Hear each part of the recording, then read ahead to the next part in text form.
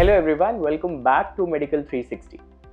NEET 2026 के paper का level कैसा होगा, आइए इसका एक अंदाज़ा या प्रेडिक्शन लगाते हैं based upon the sample papers of NEET released by NTA few days back. अगर हम सैम्पल पेपर्स को एनालाइज करें तो एक क्लियर आइडिया मिल जाएगा कि नीट में फिजिक्स, केमिस्ट्री और बायोलॉजी का लेवल क्या होगा।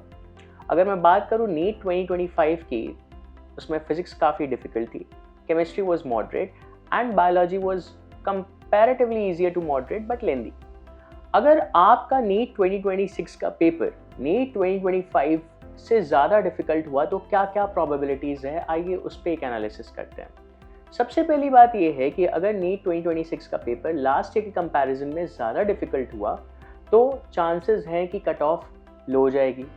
लो कट ऑफ मतलब लोगों के मार्क्स भी कम आएंगे, और लो मार्क्स आने का मेजर रीज़न क्या हो सकता है, more conceptual questions as compare to memory based questions. Conceptual questions जहाँ पे आपको कंसेप्ट या स्किल या एनालिटिकल थिंकिंग यूज़ करनी पड़ेगी वो ज़्यादा होंगे as compare to memory based question जहाँ पे सिंपल क्रैमिंग या formula, direct formula based questions दिए गए हों। इसके बेसिस पे अगर आप डेप्थ में स्टडी करते हैं तो आपके लिए ज़्यादा यूजफुल होगा as compare to the reach of the syllabus. That is, even if you have not covered the entire syllabus for NEET 2026 in this condition, still if you have studied the core syllabus in depth, you will be able to score a good marks around 500 or 500 plus very easily।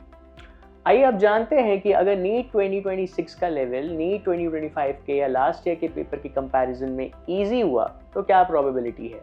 अगर NEET 2026 का level last year के comparison में easier हुआ तो marks बढ़ने के chances हैं, cut off high जाने के चांसेस हैं। कट ऑफ हाई जाने का मतलब ये है कि मेमोरी बेस्ड क्वेश्चंस का नंबर ज़्यादा होगा as compare to conceptual based questions.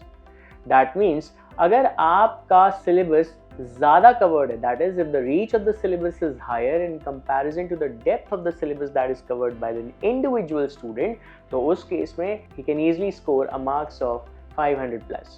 So the cutoff and the marks are completely dependent on the level of the paper, whether it is going to be easy or whether it is going to be difficult। अब sample papers को हमने analyse किया और साथ ही साथ हमने अभ्यास पे जो क्वेश्चंस दिए गए हैं उनको भी एनालाइज किया, और हमने उसके बेसिस पे नीट 2026 के लेवल का एक prediction individual physics, chemistry and biology के लिए लगाने की कोशिश की कि कैसे टाइप ऑफ क्वेश्चंस हो सकते हैं।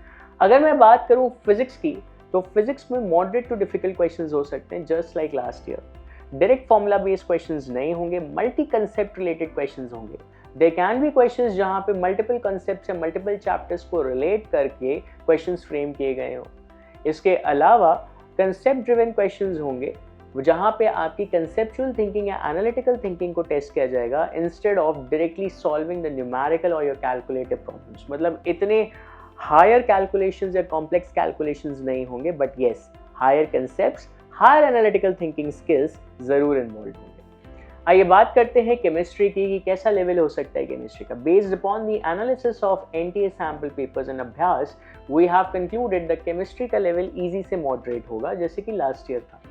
अगर मैं बात करूँ ऑर्गेनिक केमिस्ट्री की तो काफ़ी कंसेप्चुअल क्वेश्चंस होंगे ऑर्गेनिक केमिस्ट्री के, mostly conversion, road map type questions involve होंगे, रिएक्शन बेस्ड क्वेश्चंस इन्वॉल्व होंगे ऑर्गेनिक केमिस्ट्री में। अगर मैं बात करूं फिजिकल केमिस्ट्री की तो गुड क्वालिटी क्वेश्चंस होंगे, न्यूमेरिकल बेस्ड क्वेश्चंस होंगे फिजिकल केमिस्ट्री में। If I talk about in organic chemistry, the pattern which I observed is it includes mostly PYQs, that is previous year questions.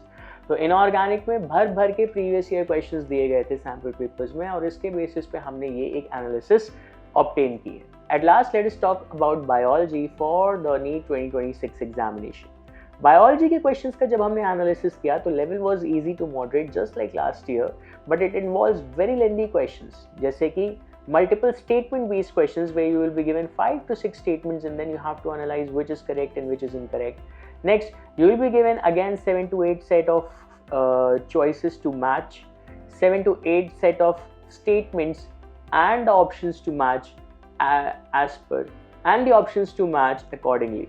So level भले ही easy to moderate होगा लेकिन questions बहुत लेंदी होंगे, और आपने अगर बायो की एनसीईआरटी अच्छे से पढ़ रखी है तो आई डोंट थिंक आपको ज़्यादा टाइम लगना चाहिए। Do give complete time for biology as it is going to be lengthier for this year, और बाकी फिजिक्स के लिए आई विल सजेस्ट कि go for more practice based questions या conceptual questions.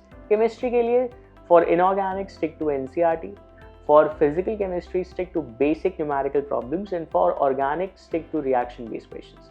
That was all about the analysis of NEET 2026 paper based upon the sample papers released by NT. I hope you like this video, and if you like this video, do not forget to subscribe to Medical 360.